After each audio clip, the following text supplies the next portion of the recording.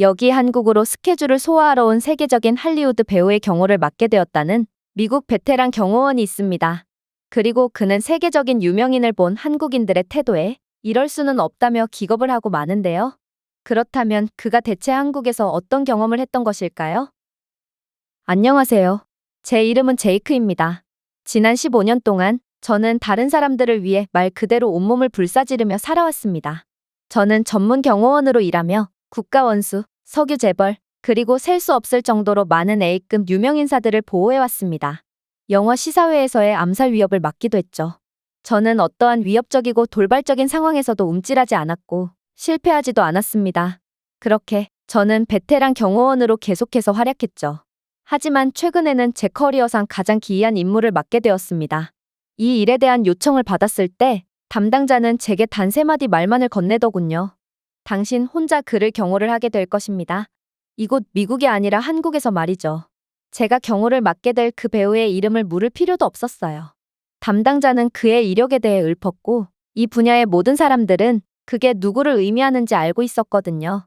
두바이의 위험한 모래폭풍 속을 전속력으로 질주하고 전투 장면에서 헬리콥터를 직접 조종하는 미친 담력의 사내, 저는 비밀유지 조약 때문에 그를 그래서 직접적으로 언급할 수는 없지만 아무튼 그는 엄청난 몸값과 인지도를 자랑하는 세계 최고의 할리우드 배우였죠. 제 실패가 없고 용감한 커리어를 눈여겨본 담당자는 저를 콕 집어 그를 보호하라는 임무를 내린 것입니다. 하지만 저는 이번 계약에 대해 담당자가 그저 장난을 치는 거라고 생각했어요. 어떻게 이 정도의 거물을 저 혼자서 경호할 수가 있단 말인가요? 그것도 한국이라는 외국에서 말이에요. 이 남자는 얼굴을 가리지 않고는 어디에도 갈 수 없습니다. 그의 얼굴은 대부분의 국가보다 더 많은 광고판에 있습니다. 그는 유명할 뿐만 아니라 상징적인 인물이죠.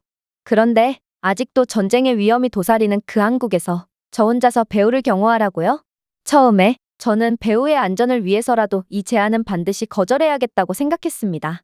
분단 국가인 한국이 위험해 보이기도 했지만 더 중요한 사실은 저는 한국에 가본 적은 없지만 한국의 이웃 국가로 파견 가본 적은 있기 때문입니다. 몇 년 전 저는 한 유명 팝 가수를 경호하기 위해 베이징으로 떠나게 되었습니다. 그리고 저는 그곳에서 일어난 일을 아직도 생생하게 기억하고 있죠.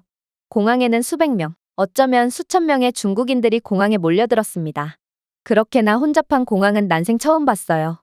중국인들은 어찌나 물건을 던져대던지 그 물건에 맞은 사람들이 비명소리를 질러대고 있었고 그들은 공항 안에서 담배까지 엄청나게 피워대서 주변은 안개가 낀 듯 뿌옇게 되어 있었죠. 처음에는 그래도 중국인들은 열정을 담아 가수를 사랑한다고 생각했습니다. 표현 방식은 잘못되었지만 아무튼 그들은 가수를 향해 환호를 하는 듯 보였거든요. 하지만 저는 곧 깨닫게 됩니다. 이건 사랑이 아니었고 그저 상업일 뿐이었다는 것을 말입니다. 중국인들은 종이, 잡지, 휴대폰 케이스, 심지어 구겨진 영수증까지 가수의 얼굴에 밀어넣으며 사인을 요구했습니다. 한 여성은 그가 자신이 준비한 옷에 사인을 해줄 때까지 말 그대로 그의 귀에 비명을 질렀습니다. 하지만 최악은 따로 있었죠. 한 중국인 남자가 유명 팝 가수의 얼굴에 DSLR 카메라를 던지며 사인해 라고 외쳤거든요. 다시 말씀드리자면 사진이 아니라 실제 카메라를 던진 것입니다. 저는 그 카메라를 가까스로 공중에서 잡았습니다. 무게는 최소 5kg은 되어 보였어요. 만약 그가 카메라에 맞았더라면 광대뼈에 금이 갔을지도 모릅니다. 심지어 안전상의 위협을 받은 저희 경호팀이 사람들을 통제하며 그대로 앞으로 나아가려고 하자 중국인들은 왜 사인을 해주지 않고 그냥 가냐며 가수를 향해 욕을 하기 시작했어요. 어느 순간 불쑥 주먹이 튀어나와 가수의 팔을 가격했습니다. 그들은 가수에게 폭행까지 가하면서 사인을 요청했던 것이죠. 이들은 정말로 팬심에서 우러나와 가수의 사인을 받고 싶었던 게 아니라 그저 사인을 받아서 판매하기 위해 가수에게 사인을 요청했던 것입니다. 그야말로 중국인들은 돈이 되는 일이라면 수단과 방법을 가리지 않았던 것이죠. 저희는 목숨을 걸고 공항에서 빠져나왔지만 일정을 소화하면서 마찬가지의 일이 계속해서 일어났습니다. 그들은 저희가 탑승한 차량을 막고 유리창을 때려 부수며 가수를 강제로 꺼내려고 했어요. 좀비떼 같은 중국인들의 돈을 위한 욕심에 가수는 크게 다칠 뻔했죠. 심지어 일정 소화를 위해 잠시 보도로 이동할 때도 기괴한 일은 계속해서 일어났습니다. 한 중국인 여성은 호의적으로 저희에게 접근하더니 이내 혼란을 틈타 가수의 재킷 주머니를 뒤지며 물건을 훔치려고 했거든요. 그들은 돈 앞에서 기꺼이 인간이길 포기하는 속물적인 사람들이었던 것입니다. 그렇게 일정을 소화하는 내내 저는 수많은 비명소리와 야유소리 때문에 저희가 일정을 소화하는 중인지 아니면 경매 시장에 온 것인지 헷갈리기 시작했어요. 수많은 경호 인력들은 수천 명의 이성을 잃은 중국인들 앞에서 아무것도 아닌 존재가 되어버렸고 저희 팀 모두와 가수는 목숨의 위협을 느낀 채 상처투성이가 되어 미국으로 간신히 복귀할 수 있었습니다. 그런데 그런 상상을 초월했던 중국의 바로 옆에 붙어있는 분단 국가에 저 혼자 투입되라니 저는 진심으로 배우의 안전이 걱정되었어요. 하지만 수화기 너머로 배우는 충격적인 말을 건네오더군요. 안심하세요. 당신이 걱정하는 일 따위는 절대로 일어나지 않아요. 사실 저는 한국을 꽤나 많이 경험해 봤거든요. 그의 말에 저는 반신반의하며 계약서에 서명을 하게 됩니다. 그렇게 저는 그와 함께 비행기에 탑승했습니다. 그리고 그는 특유의 미소를 지으며 묻더군요. 당신 긴장하고 있군요?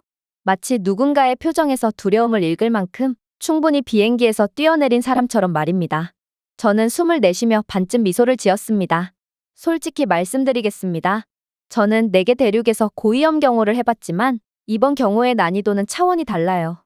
솔직히 저는 당신이 미쳤다고 생각합니다. 물론 저는 제 임무에 최선을 다할 테지만 저 혼자서 경호하기엔 당신은 너무 유명하다는 생각 안 드시나요? 제 말에 그는 특유의 넉살스러운 표정을 지을 뿐이었어요. 당신 한국에 한 번도 가본 적이 없군요. 장담컨대 당신은 당신 커리어에서 가장 쉬운 경호를 하러 가는 것입니다. 아무튼 한국은 휴전국가니 당신은 계약사항에 따라 파견수당에 더해 위험수당까지 받을 테죠. 하지만 한국에서는 당신이 걱정하는 그런 일은 절대로 일어나지 않아요. 솔직히 저는 당신의 경호도 필요 없어요.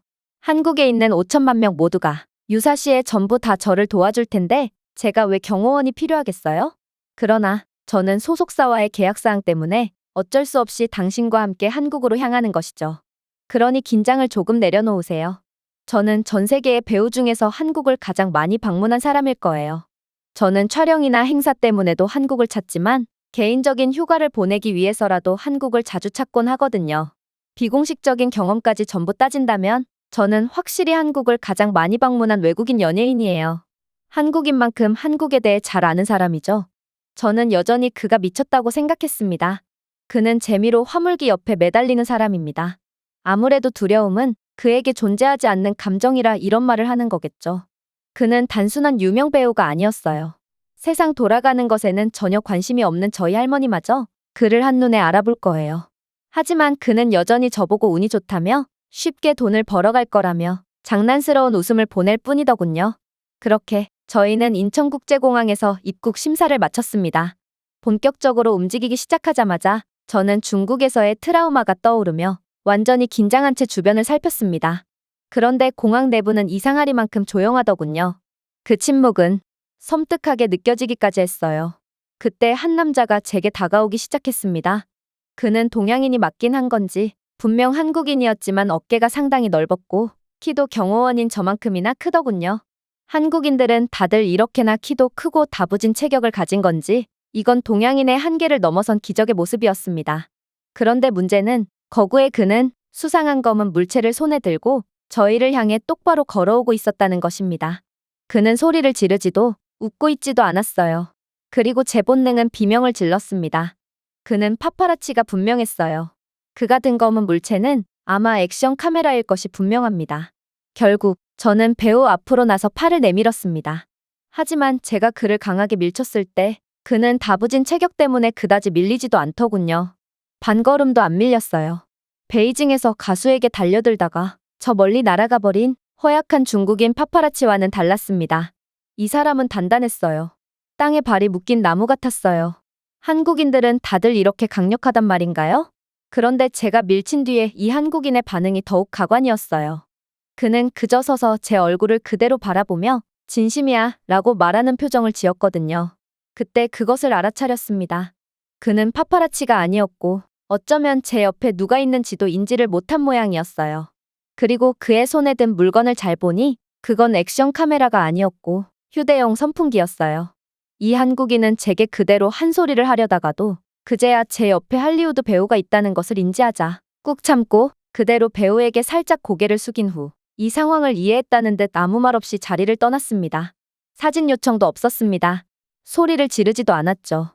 이 한국인은 그저 저희와 동선이 겹친 것일 뿐 자신 앞에 세계적인 배우가 있다는 사실조차도 인지하지 못했던 선량한 시민이었던 것입니다. 저는 당황하며 돌아섰습니다. 배우는 조용히 웃고 있더군요. 말했잖아요. 그가 선글라스를 맞추며 말했습니다. 한국인들은 언제 어디서나 항상 예의를 지켜요. 적어도 한국에서만큼은 저를 해칠 사람은 아무도 없죠. 나중에 기회가 된다면 그에게 반드시 사과하세요. 저는 여전히 혼란스러워하며 물었습니다. 이게 대체 어떻게 된 거죠? 어쩌면 그는 당신을 알아보지 못한 것일지도 몰라요. 그게 아니고서는 도저히 설명이 안 되는 장면입니다. 그러자 그는 저를 곁눈질하며 그 한국인이 제게 인사를 하는 모습을 보지 못한 건가요? 한국인은 달라요. 그들은 절대로 넘지 않는 문화적 경계가 있거든요. 한국인은 늘 다른 사람에 대한 존중심을 보이며 이성을 잃지 않죠. 저는 아무 말도 하지 않았습니다.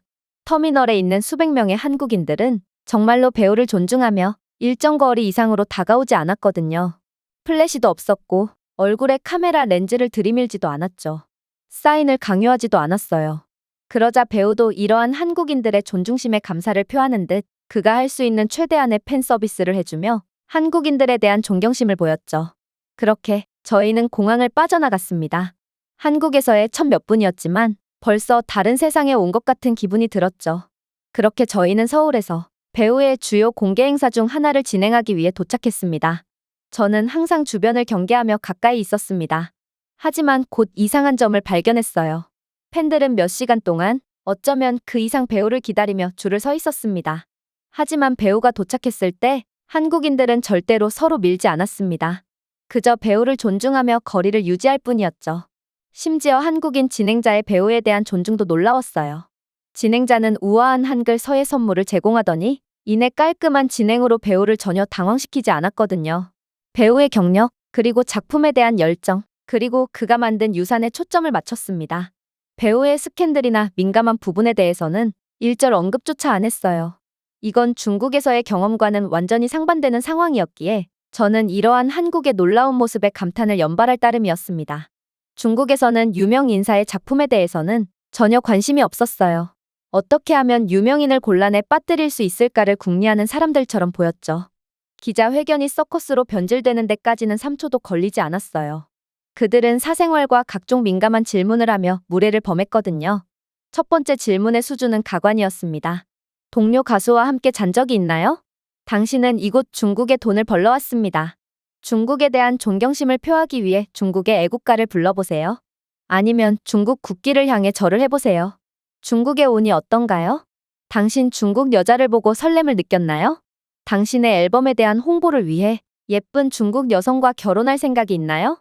결국 제 고객은 그저 완전히 넋이 나간 채 중국의 수준에 할 말을 잃을 뿐이었습니다.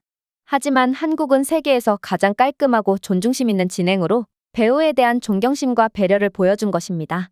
그렇게 저는 여전히 어안이 벙벙해진 채 이동할 뿐이었어요. 그리고 어쩌면 배우가 비행기 안에서 했던 말은 정말일 수도 있겠다는 생각이 들었죠. 하지만 그렇게 안도감을 느낄 무렵 배우는 충격적인 말을 해오기 시작했습니다. 생각보다 시간이 조금 남았네요. 조금 걸어보는 게 어때요? 당신 한국이 처음이라고 했죠. 북촌 한옥마을이나 갈래요? 그곳은 정말 엄청난 관광지거든요. 그러면서 그는 자신이 한국 관광 가이드를 해주니 오히려 자신이 제게 경호비를 받아야 하는 거 아니냐며 농담을 건넸는데요. 저는 그의 안일한 모습에 그저 할 말을 잃을 뿐이었습니다. 그래서 저는 즉시 고개를 저었어요. 말도 안 돼요. 오늘 하루는 순조로웠지만 관광지를 걷는 것은 완전히 다른 이야기라고요. 그곳에는 유사시에 당신을 지켜줄 사람도 전혀 없고 당신에 대한 접근을 막는 선도 없어요. 틀림없이 큰일이 일어날 겁니다. 그러자 배우는 재밌다는 듯 눈썹을 치켜 올렸습니다. 왜요? 내게 가이드비를 주고 싶지 않은 건가요? 그렇다면 당신을 위해 특별히 무료 가이드를 해주도록 하죠. 그는 안전불감증에 걸렸는지 여전히 제게 농담을 하고 있었어요. 제 말 들으세요. 제가 베이징에서 경호 임무를 수행했을 때 무슨 일이 일어났는지 아세요? 가수는 행사 때문에 자금성에 가게 되었어요. 그런데 중국인들은 가수에 대한 더 나은 각도를 얻기 위해 동상에 올라가더군요. 중국인들은 자신들의 고대 유적을 밟고 올라가는 것을 서슴지 않았어요. 한 남자는 사진을 찍어서 판매하기 위해 연못에 뛰어들기까지 하더군요. 심지어 몇몇은 배우가 안전상의 이유로 자신들의 사인을 거절했다는 이유로 배우에게 폭력을 휘두르기까지 했어요.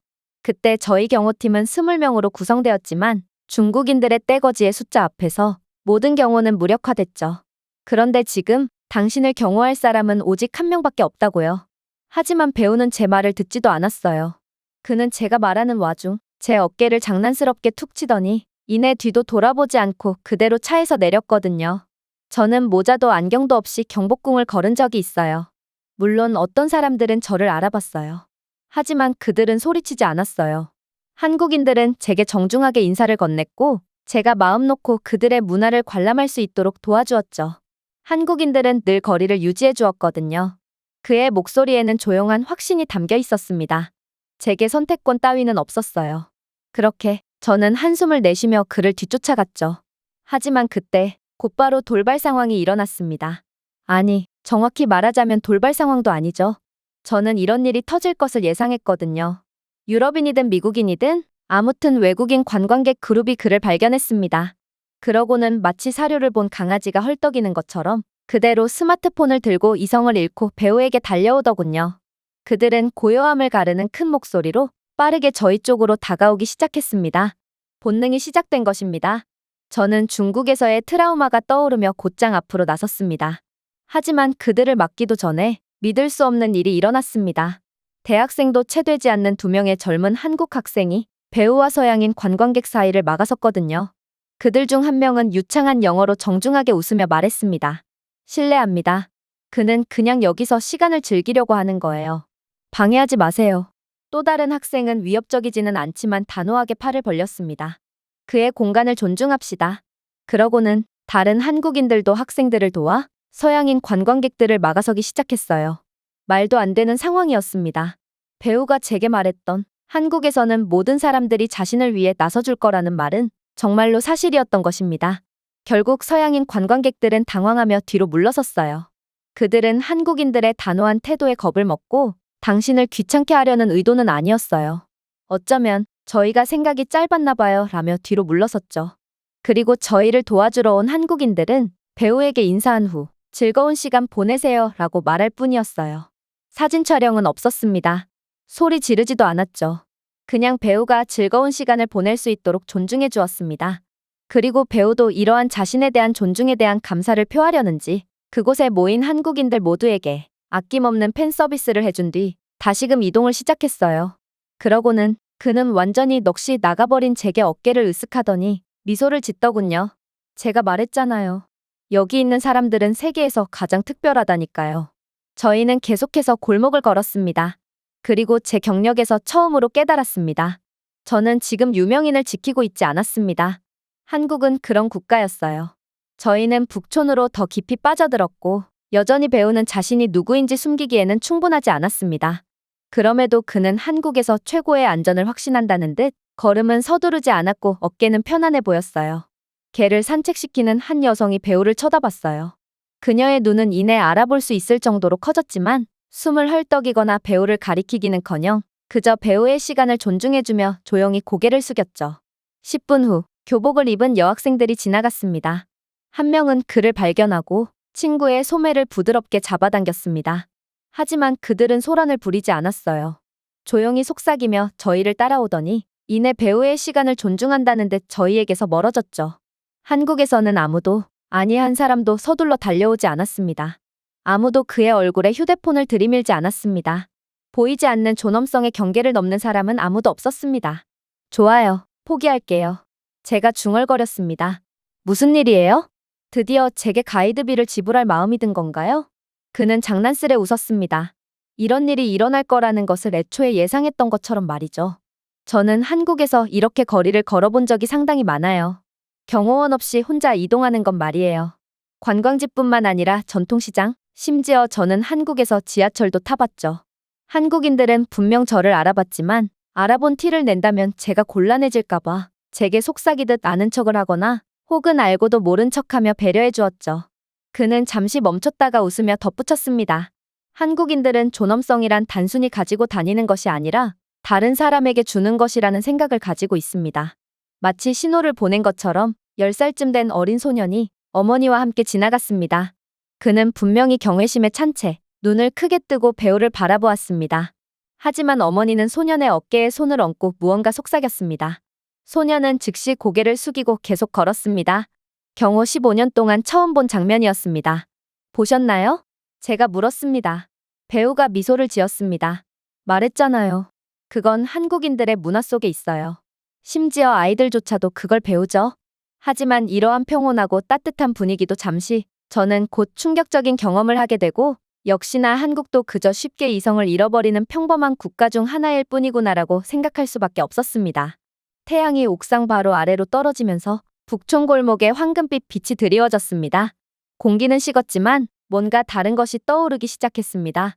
제 위험에 대한 본능이었죠. 저희가 작은 전통찻집을 막 지나갔을 때 그들을 발견했습니다. 3명의 한국인 남자였어요. 그들은 저희와 같은 길을 걸었는데 그러한 동행은 너무도 오래 지속되었어요. 그들은 조용히 저희를 미행하더군요. 처음에는 무시했어요. 우연일 수도 있겠죠. 하지만 5분이 지난 후에도 10분이 지난 후에도 그들은 여전히 그곳에 있었습니다. 같은 거리를 유지했습니다. 그들은 휴대폰을 꺼내지도 않았고 그들끼리의 대화도 없었습니다. 그냥 저희를 몰래 따라오기만 했습니다. 심지어 그들 중 하나는 신문지로 감싼 의심스러운 물건을 소지하고 있기까지 하더라고요. 제 본능은 그것은 흉기가 분명하다고 말해주고 있었습니다. 경호를 하다 보면 이런 일이 종종 일어납니다. 유명인은 늘 많은 돈을 소지하고 있다고 생각한 위험한 사람들이 흉기로 위협하며 귀중품을 뜯어내는 것이죠. 저는 긴장감을 느끼며 미묘하게 보폭을 조정했습니다. 속도가 느려지든 빨라지든 옆 골목으로 우회하든 그들은 변함없이 저희를 따라오더군요. 그들은 우리를 뒤쫓고 있었습니다. 의심의 여지가 없습니다. 그렇게 저는 그들을 떨쳐내기 위해 계속해서 경로를 변경하다가 결국 막다른 길에 돌입하고 말았습니다. 위기였어요. 어두운 길의 관광 경로에서 벗어나기까지 했기에 지나가는 사람도 없었거든요. 건장한 성인 남성 3명에 한 명은 흉기까지 소지하고 있는 상황. 제가 과연 그를 무사히 지킬 수 있을까요? 하지만 배우는 도대체 무슨 자신감인지 이러한 절체절명의 상황에도 전혀 개의치 않아 하더군요. 제가 주의를 줘도 마찬가지였습니다. 결국 저는 안전불감증에 걸린 배우의 악을 떼며 빠르게 돌아서서 가장 앞에 있는 한국인 남성을 제압할 준비를 마쳤습니다. 그리고 경계태세를 갖추자 저희를 따라오던 3명은 충격적인 반응을 보이더군요. 그들은 몇 걸음 떨어진 곳에서 멈춰서 마침내 손을 들었습니다. 미안해요. 그들 중 한 명이 재빨리 영어로 말했습니다. 겁을 주려고 한 건 아니었어요. 저는 눈을 가늘게 떴습니다. 그럼 20분 동안 우리를 따라다니면서 도대체 뭐 하는 거예요? 그는 당황한 표정을 지었습니다. 우리는 팬이에요. 열렬한 팬이에요. 사진을 요청하고 싶었어요. 그럼 그냥 와서 요청하지 그랬어요? 이번에는 또 다른 남자가 약간 고개를 숙이며 대답했습니다. 우리는 당신이 걷는 동안 방해하고 싶지 않았어요. 특히 공공장소에서요. 우리는 조용해질 때까지 기다리면 어떨까 생각했어요. 저희가 사진을 요청한다면 그는 여기에 있는 모든 사람들에게 사진을 찍어줘야 할 거예요. 그렇게 된다면 그는 한국에서 제대로 된 시간을 보낼 수 없겠죠. 저는 그저 눈을 깜빡이며 서 있었습니다. 중국과 LA를 비롯한 혼란스러운 도시에서 경호 임무를 해왔던 제대는 제가 들은 것을 계산하는데 5초가 걸렸습니다. 스토커가 아니었습니다. 그들은 신사였습니다. 너무 정중하고 배려심이 많았기에 도리어 저는 그들을 오해했던 거였죠. 저는 그 배우를 바라보았습니다. 그는 웃고 있었어요. 그 유명한 미소를 짓고 있더군요. 그러고 나서 그는 남자들 중 한 명의 어깨를 두드렸습니다. 기다려주셔서 감사합니다. 라고 그는 말했습니다. 사진을 찍읍시다. 3명의 팬이 거의 녹아들었습니다. 비명도 지르지 않고 붙잡지도 않고 그저 조용히 감사하며 떨리는 손으로 사진을 찍었죠. 그러고는 흉기를 든 것처럼 보였던 남성은 이내 신문지 안에 들어있던 도자기를 꺼내더군요. 저희 아버지는 이곳 근처에서 도자기 공방을 운영하세요. 아버지 또한 당신의 열렬한 팬이시죠. 이건 아버지가 당신을 위해 만든 도자기예요. 아버지께서 당신이 작품 속에서 연기를 하는 모습을 떠올리며 만든 것이죠. 아버지는 늘 이 도자기를 당신께 직접 전해주고 싶다고 말씀하셨지만 상황이 상황이니만큼 제가 전해드리게 되었네요. 도자기를 공방에서 갖고 오느라 당신을 놓칠 뻔했어요.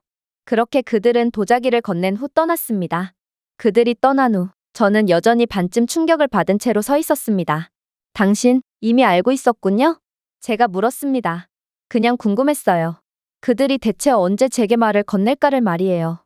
그런데 예상대로 사람들이 없는 곳에서 제게 말을 걸더군요. 역시나 한국인들은 너무나도 예상하기 쉬운 사람들이에요. 왜냐하면 그들은 세계에서 가장 배려심이 깊고 시민의식이 높은 사람들이거든요. 세계에서 가장 따뜻한 사람이 어떻게 행동할까를 예상하는 건 너무도 쉬운 일이죠. 저는 감동을 받았지만 투정을 부려봤습니다. 제게 말해줄 수도 있었잖아요. 그는 어깨를 으쓱했습니다. 어쨌든 제 말을 믿지 않았을 거잖아요. 그는 짓궂었어요. 한국을 믿지 않는 제게 일부러 그랬던 것이 분명했죠. 저희는 팬들이 모퉁이를 돌면서 사라지는 것을 지켜봤습니다. 다른 어떤 나라에서도 이런 식으로 따라오는 사람들은 분명 위험한 사람들이었을 것입니다. 하지만 여기서는 완전히 다른 일이 일어나고 있었어요. 저는 호기심에 차서 물었어요. 왜 오직 한국에서만 이런 일이 벌어지고 있을까요? 단순히 한국이 선진국이기 때문인가요? 제 물음에 그는 미소를 지었어요. 미국 타임스퀘어를 걸을 때면 사람들과 폭도들이 몰려듭니다. 심지어 프랑스에서는 바게트에 사인을 해달라고 어깨에 맨빵 조각을 건넬 거예요. 즉, 한국인들이 선진국 시민이기 때문에 이런 수준 높은 모습을 보여주는 게 아니라는 것이죠. 한국인들의 배려심은 문화적 근육 기억과 같습니다. 근육은 하룻밤 사이에 얻을 수 있는 것이 아니듯 이것도 마찬가지죠.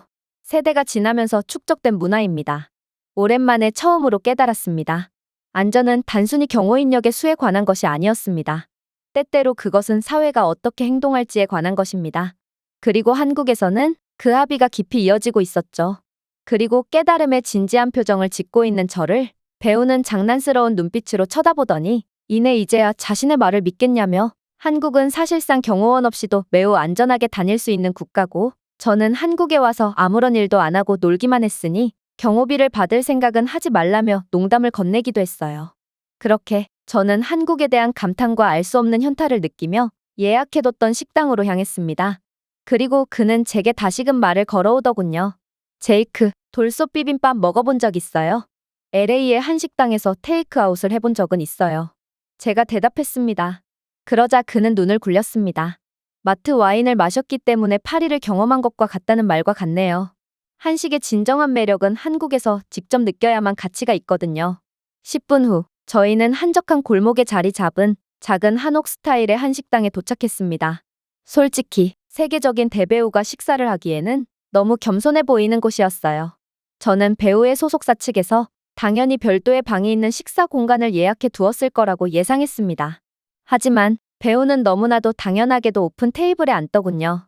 저는 깜짝 놀라서 물었습니다. 잠깐만요. 개인실로 들어가야 하지 않을까요? 누군가 당신을 알아볼 거고 당신의 식사를 방해할 게 분명해요. 어쩌면 제가 다른 식당을 알아볼 수도 있어요. 하지만 배우는 저를 그저 재미있다는 듯 쳐다볼 뿐이었어요. 제이크, 아직도 한국을 모르겠어요? 왜 이렇게 초보처럼 구는 거예요? 그게 무슨 뜻이죠? 그러자 그가 빛나는 미소를 지으며 덧붙였습니다. 한국에서는 프라이버시는 강요되는 것이 아닙니다. 기본적으로 사람들이 존중하는 것이죠. 저는 여전히 회의적으로 한숨을 쉬었습니다. 사람들이 몰려들어도 저를 탓하지 마세요. 이 정도 인지도의 배우라면 현지 식당을 가기 위해 아예 식당 전체를 예약하는 경우도 있는데 도대체 배우는 무슨 생각으로 무모한 결정을 내린 걸까요? 하지만 저는 그렇게 말을 마치자마자 이상한 장면을 목격하게 됩니다. 젊은 한국인 직원이 인사를 건네며 창문 옆 구석 테이블로 안내해 주었는데 이 직원은 배우를 보고도 전혀 호들갑을 떨지 않았거든요. 오픈된 테이블에서 식사를 즐기고 있던 다른 한국인 손님들도 마찬가지였어요. 그들은 고개 한번 돌리지 않았습니다. 휴대폰 하나 들어 올리지도 않았죠. 옆 테이블에 아줌마는 된장찌개를 젓느라 너무 바빴어요. 맞은편 중년의 남성은 고등어구이에 레이저 초점을 맞추고 있었습니다. 뒤에 있던 20대 커플도 마치 저희가 보이지 않는 것처럼 서로에게 달콤한 말을 속삭이고 있었습니다. 비현실적인 장면이었어요. 그들은 마치 저희를 투명인간 취급했고 배우를 전혀 모르는 사람처럼 행동했어요. 저는 몸을 숙이고 장난스레 속삭였습니다. 당신의 마지막 영화가 정말 히트를 친 게 맞나요? 아무래도 당신의 세계적인 인기는 이곳 식당에서만큼은 통하지 않는 듯 보이는군요. 그러나 배우는 너무나도 여유 있게 미소를 지을 뿐이었죠. 저는 뭔가 오기가 생겼어요. 배우는 시종일관 여유가 넘쳤고 저는 그가 긴장을 하거나 당황하는 것을 단 한 번도 보지 못했거든요. 영화 속에서 보는 그의 용감한 모습 그대로였죠. 그래서 저는 다시 한번 그에게 장난을 쳐봤습니다. 어쩌면 당신이 주문한 비빔밥이 당신보다 더 유명할지도 몰라요. 당신의 명성이 더 높은지 아닌지 테스트해봐야겠어요. 그는 여전히 그냥 웃으며 젓가락을 집어들었습니다. 한국인들은 식사 때 어린아이처럼 행동하지 않습니다. 어른들처럼 행동하죠. 다시 둘러보았습니다. 글쎄요. 아무리 봐도 아무도 그를 알아보지 못한 척하는 것 같지 않았습니다. 한국인들은 그냥 배우를 정말로 알아보지 못한 것 같았어요. 그들은 100편의 액션 영화에 나오는 이 남자가 3피트 떨어진 곳에 앉아 있었다는 사실을 아예 모르고 있는 듯 보였습니다. 그렇게 장난을 주고받고 있자 빠르게 저희의 음식이 나오기 시작했어요. 김이 모락모락 나는 김치찌개 그릇, 뜨거운 돌솥에 담긴 돌솥 비빔밥, 깔끔하게 정리된 반찬들 등 배우는 너무나도 능숙하게 한식을 주문했거든요. 저는 모든 것을 바라보며 속삭였습니다. 어디서부터 시작해야 할까요? 그는 미소를 지으며 마치 교향곡을 지휘하려는 것처럼 나무 숟가락을 집어들었습니다. 제가 보여드리죠. 그가 말했습니다. 돌솥 비빔밥의 첫 번째 규칙은 당신은 곧바로 먹는 것이 아니라 일단 모든 재료를 비벼야 한다는 것입니다. 그는 달걀을 전문적으로 으깨서 밥과 채소와 섞은 다음 숟가락을 사용하여 바닥의 바삭한 층을 약간의 감각으로 긁어냈습니다. 이 부분, 즉 누룽지가 최고로 맛있는 부분이에요. 미국의 테이크아웃 비빔밥에서는 좀처럼 볼 수 없는 부분이죠. 그는 그릇을 저를 향해 미끄러뜨렸습니다. 저는 한 입 베어 물었습니다. 바삭바삭한 매력과 뜨거운 열기, 매운 향신료, 그리고 무엇보다도 깊이가 있었어요. 저는 눈이 휘둥그레질 수밖에 없었죠. 이건 말도 안 돼요. 그는 웃었습니다. 자, 지금부터 시작입니다. 지금부터 당신에게 한식 먹는 법을 알려주도록 하죠. 이래봬도 나는 전문가거든요. 그 다음에는 김치찌개가 나왔습니다. 빨갛고 강렬했습니다. 저는 살짝 뒤로 물러섰습니다. 이건 너무 매워 보이는걸요? 저는 매운 음식을 잘 먹지 못해요. 비빔밥도 제겐 과하다고요. 그러나 그는 망설임 없이 숟가락을 들어올리며 말했습니다. 나를 경호하러 왔으면 이 정도는 먹어야죠. 그는 김치찌개를 한 입 먹더니 이내 입술을 닫고 저에게 몸을 기울였습니다. 자, 터프가이. 아프가니스탄 파병 경험까지 있다고 했잖아요. 그러니 배추가 무섭다고 말하지 마세요. 저는 마지못해 숟가락을 들었습니다. 너무 매워서 콜록이자 배우는 그저 박장대소를 할 뿐이었어요. 하지만 확실히 중독성이 있었어요. 발효의 맛은 살아있었고 저는 김치찌개를 먹으면서 계속해서 콧물을 쏟았지만 김치찌개는 멈출 수 없는 매력을 가진 음식이었죠. 우아한 와인과 스테이크만 썰 것 같았던 배우가 한국인들보다 한식을 더 잘 먹고 이런 무지막지하게 매운 음식까지 곧잘 먹는다니 저는 그가 대체 못하는 건 뭔가 싶어 다시 한번 놀랄 수밖에 없었습니다.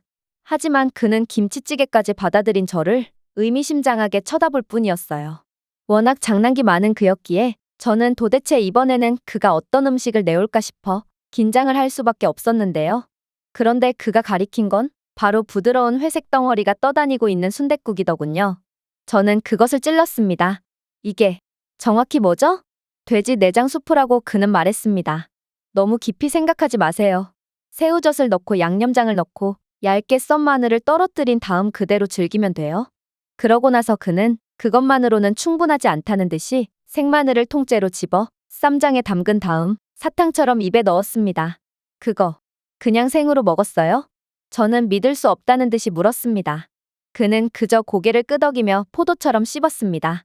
마늘은 체력에도 좋아요. 면역 체계도 좋아지죠. 가장 큰 이점은 뱀파이어가 무서워한다는 것입니다. 생마늘을 먹다니 그는 미친 것이 틀림없었어요. 저는 뱀파이어가 걱정되는 게 아니에요. 그저 폐를 태울까봐 걱정되는 거죠.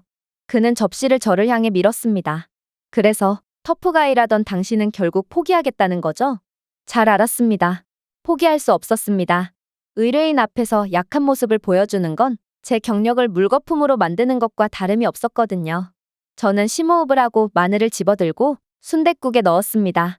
그리고 숟가락을 담그고 망설이며 국물을 한 입 먹어보았죠. 깊고 고소한 맛이 났어요. 이번에는 순대 한 조각을 먹어봤습니다. 솔직히 식감은 소름이 돋더군요. 혀가 비명을 지르는 질감이었어요. 저는 인상을 잔뜩 찌푸리며 말했어요. 도대체 누가 이걸 발명했나요? 누가 돼지 창자를 보고 그래, 수프에 한번 넣어보자라고 생각했나요? 그러자 배우는 제 반응에 만족한다는 듯 박장대소를 하며 말하더군요. 당신보다 더 용감한 사람이 그랬겠죠. 하지만 순댓국을 몇 번 더 맛본 후에 이상한 일이 일어났습니다. 짠맛이 균형을 맞추기 시작했습니다. 밥이 따뜻한 악수처럼 국물에 스며들었습니다. 톡 쏘는 매운맛이 편안함으로 바뀌었습니다. 순대는 더 이상 용기의 맛이 아니라 역사의 맛이었습니다. 그리고 배우는 자신도 처음에는 저와 같은 시행착오를 겪었다는 듯 마치 제자를 바라보는 스승처럼 대견하다는 듯 저를 쳐다보고 있었어요. 그렇게 갈비와 제육볶음까지 맛보았을 때 저희의 식사는 드디어 끝이 났습니다. 그는 몸을 뒤로 젖히고 팔짱을 끼고 만족했습니다. 당신이 해냈어요. 저는 몸서리치며 말했죠. 당신이 싫어지는군요.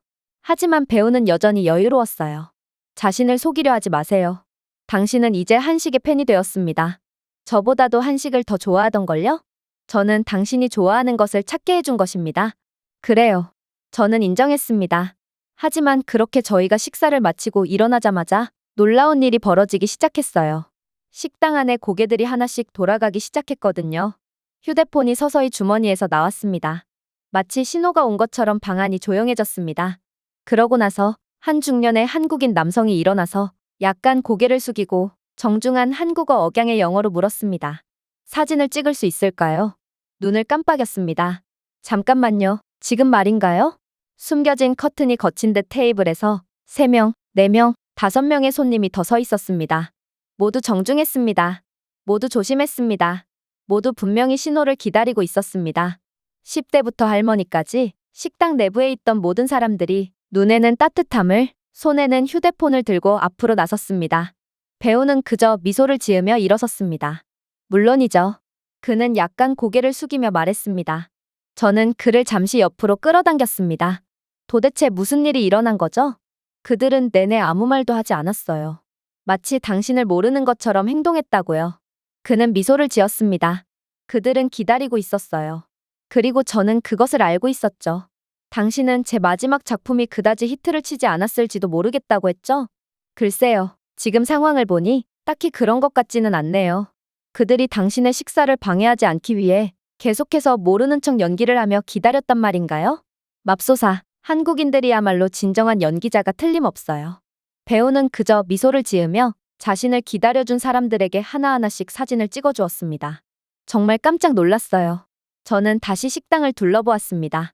이제는 완전히 달라졌더군요. 갑자기 식사 중 놓쳤던 눈빛, 숨겨진 미소, 미묘한 제스처가 보였습니다. 한국인들은 그를 알아봤습니다. 그러나 그들은 그냥 행동하지 않기로 선택했던 것입니다. 방해하지 않기 위해서입니다. 그의 시간을 침략하지 않기 위해서, 한국에서 신성하게 여겨지는 것, 즉 식사 시간을 방해하지 않기 위해서입니다. 우리가 앉자마자 서둘러 요청할 수도 있었어. 라고 저는 중얼거렸습니다. 하지만 그들은 그러지 않았지. 여기가 바로 한국이었습니다. 그렇게 저희가 식당 밖을 걸어나갈 때도 저는 그 생각을 멈출 수가 없었습니다. 뉴욕에서는 누군가가 저희 식사 장면을 라이브 스트리밍 했을 것입니다. 런던에서는 타블로이드 신문 기자가 이미 밖에서 기다리고 있었을지도 모릅니다. 중국에서는 저희 테이블이 소리치는 팬들로 둘러싸여 그들의 침이 수프에 착지하여 홍수가 났을 것입니다. 그래서 제가 계속 돌아오는 거예요. 배우가 초저녁 공기 속으로 밖으로 나가면서 말했습니다. 그들은 여기서 저를 사랑해주는 것만이 아닙니다. 그들은 제 공간, 존엄성, 심지어 소화까지 존중하죠. 저는 웃었습니다. 한국에서는 매너가 국민 스포츠인 것처럼 들리네요. 한국인들은 정말로 그래요. 그가 대답했습니다. 그리고 그들은 세계 챔피언입니다. 저는 할 말이 없었습니다. 그가 옳았기 때문입니다. 그날 밤 호텔로 돌아온 저는 전신 거울 앞에 섰습니다. 여전히 똑같은 재킷을 입고 이어폰을 집어넣은 채 셔츠에 주름 하나 없이 서 있었어요. 그때 저는 정신이 번쩍 들었어요. 저는 무기를 들지 않아도 됐습니다. 목소리를 높이지 않았습니다. 하루 종일 회피 기동을 한 번도 하지 않았죠. 그런데도 아무 일도 일어나지 않았습니다. 위협이 아닙니다. 외침이 아닙니다. 그림자도 아니었죠. 평온한 거리, 질서정연한 줄, 그리고 법처럼 공간을 존중하는 사람들. 저는 스위트룸 소파에 푹 빠져 몇 년 동안 참아왔던 줄도 몰랐던 숨을 내쉬었습니다. 정말로 한국인들은 이미 제가 해야 할 일을 대신해주고 있던 것입니다. 다른 모든 나라에서는 그와 같은 유명한 사람은 안전을 유지하기 위해 경호원으로 둘러싸인 강철원이 필요하죠. 그러나 한국에서 그에게 필요한 것은 신뢰의 고립뿐이었습니다. 저는 한 번도 개입할 필요가 없었는데 제가 경계심이 없어서가 아니라 여기 있는 사람들이 이미 예의, 주의, 존중 면에서 저보다 한 발 앞서 있었기 때문입니다. 창밖으로 빛나는 서울 스카이라인을 바라보며 저는 차 한 잔을 들어 올렸습니다. 한국을 위하여 보디가드의 주된 임무가 먹는 것뿐인 유일한 나라. 제 경력에서 처음으로 진정한 보안이 항상 무력에서 오는 것만은 아니라는 것을 배웠습니다. 때로는 문화에서 비롯되기도 합니다. 그리고 한국은 안전하기만 한 것이 아니었어요. 뼛속까지 문명화되어 있었습니다. 그렇게 저는 다시금 미국으로 돌아왔어요. 철저한 바리케이드와 외침, 유명 인사들의 붕괴, 혼란스러운 보안 계획의 세계로 돌아왔습니다. 하지만 제 안에 무언가가 바뀌었습니다. 저는 국가가 부유해지거나 강력해지기만 하는 것이 아니라 집단적으로 결정했을 때 어떤 모습이 되는지 똑똑히 보았습니다. 그리고 지금까지 누군가가 저에게 세계에서 가장 안전한 나라가 무엇이냐고 물었을 때 저는 그 나라가 경비원이나 카메라가 가장 많은 나라라고 말하지 않습니다. 대신에 저는 항상 말합니다. 제가 완전히 실직했던 곳이 하나 있어요. 모든 시민들이 저 대신 일을 해주었던 곳이죠. 그 나라는 바로 한국이에요. 그곳에서 겪었던 일은 지금까지도 제 가슴 속에서 살아 숨쉬고 있죠. 제가 준비해온 내용은 여기까지입니다. 끝까지 시청해주셔서 진심으로 감사드리며 여러분들의 구독과 좋아요, 알림 설정은 영상 제작에 큰 힘이 됩니다. 이상 세모튜브였습니다.